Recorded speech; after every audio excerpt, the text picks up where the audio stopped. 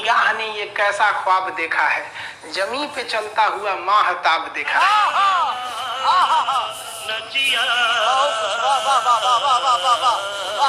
आप ही बताइए ना, कहीं गढ़ा खोद दीजिएगा तो उसमें रोशनी थोड़ी ना जाएगा ज्यादा, गढ़ा में ज्यादा रोशनी नहीं जाता है, थोड़ा ही रोशनी जा पाता है। तो चंद्रमा की सतह जो है ना पूरी तरह से गढ़ा है, इसीलिए हमारा जो चंद्रयान गया था या फिर ज्यादातर जो भी चंद्रमा पे उतारे जाते हैं यान, उस सूर्य ज्यादातर गढ़वे में गिर जाते हैं सब, और वो अपने संपर्क को खो देते हैं सब।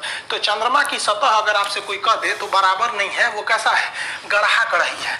और इन गढ़ों में चंद्रमा पे सूर्य का प्रकाश नहीं जा पाता है, जिस वजह से ये गढ़ें जो होते हैं वो धुंधला दिखता है। तो चांद जो है ना वो धुंधला दिखता है। तो लोग कहते हैं चांद में दाग है, कोई अलग अलग कहानियां सुनाता है, अलग अलग राज्यों में अलग अलग कहानियां प्रचलित है कि चांद पर दाग आया क्यों था।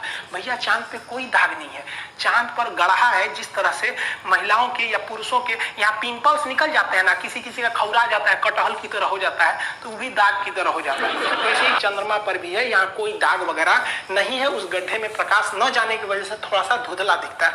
इंग्लिश में इसे क्या कहते हैं, मून कहते हैं, और हिंदी में चंद्रमा। उर्दू में क्या कहते हैं, इसे महताब कहा जाता है। कहते हैं ना कि मेरी निगाह ने ये कैसा ख्वाब देखा है, जमी पे चलता हुआ माहताब देखा है। समझा गया कि नहीं। और यूट्यूब है, इस पे थोड़ा सा शायरी कम होना चाहिए, हमको लगा एप्लीकेशन है। चंद्रमा का बहुत महत्व है। सोच रहा बचपन में मम्मी क्या कहती है कि चंदा मामा, बचपन में क्या कहती है, चंदा मामा।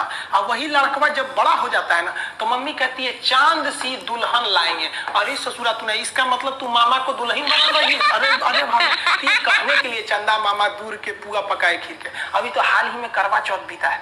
करवा चौथ में पत्नी अपने पति को चलनी में देखती है, फिर चांद को देखती है, और गर्लफ्रेंड अपने बॉयफ्रेंड को चायछन्नी में देखती है, क्योंकि उसका पावर कम है तो फिर मन छोटा होना चाहिए।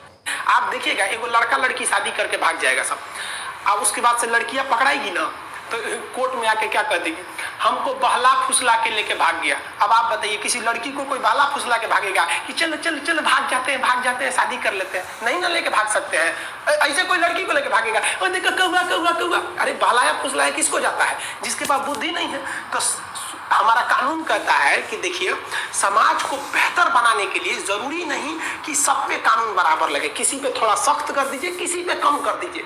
इसका मेन मकसद है हिंदुस्तान को अच्छा रखना, इसीलिए इसको लाया गया है कि थोड़ा बहुत ऊंच नीच हो जाता है। देखिएगा, लड़का लड़की अगर भाग जाएगा ना तो कोर्ट में लड़का का कोई ज्यादा वैल्यू नहीं दिया जाएगा, लड़कियां जो कहेगी वो सही हो जाता है। इससे क्यों रखा गया इस चीज को, ये एक तरह से जरूरी भी है, क्योंकि ज्यादा अगर बराबर कर देंगे ना तो फिर समाज में एक डिसबैलेंस हो जाएगा। आप देखिए कि राष्ट्रपति और राज्यपाल जो है, इनमें आता है अनुच्छेद 14, इसमें बड़ा कंफ्यूजन, ध्यान रखिएगा, यूपीएससी में इससे क्वेश्चन पूछता है। इसमें दो तरह की बातें कही गई है। एक कहा गया है कि कानून के समक्ष समानता, यानी कानून के आगे सब बराबर है। इसीलिए कानून पे देखेंगे ना, तो पट्टी लगा रहता है, औरत पे तलवार ली रहती है, तराजू कहती है कि हमारे आंख पे पट्टी है। अब तुम आगे राष्ट्रपति हो कि चपरासी हो, ऊंचे जाति के हो, दलित हो, मुस्लिम हो, जैन हो, कोई मतलब नहीं, गलती की छपाक में काट देंगे। यानी कानून के समक्ष समानता, इक्वेलिटी बिफोर लॉ। अब बिफोर का मतलब पीछे नहीं, बिफोर का मतलब सामने नहीं, देखते हैं अपोजिट मतलब सामने। तो कानून के सामने सब बराबर है। ये बातें सबसे पहले किसने किया था, एवी डेसी। एवी डेसी एक बहुत बड़े शास्त्री थे, उन्होंने ये बात को बताया था। ये यूपीएससी का क्वेश्चन पूछा है कि एवी डेसी का सिद्धांत कौन है, तो कानून के समक्ष समानता। इसी को फॉलो किया गया ब्रिटेन में। ब्रिटेन में कानून सबके लिए बराबर है, वहां की रानी के लिए भी, प्रधानमंत्री के लिए, सबके लिए भी। लेकिन अमेरिका के लोगों ने कहा कि ये गलत है, कानून सबके लिए बराबर नहीं होना चाहिए। जैसे मान के चलिए कि कोई 5 साल का लड़का है, वो क्लास 5, मान लीजिए कोई क्लास 5 साल का लड़का है, और कोई लड़का 20 साल का है, तो क्या एक ही कानून दोनों पे लागू कर देंगे?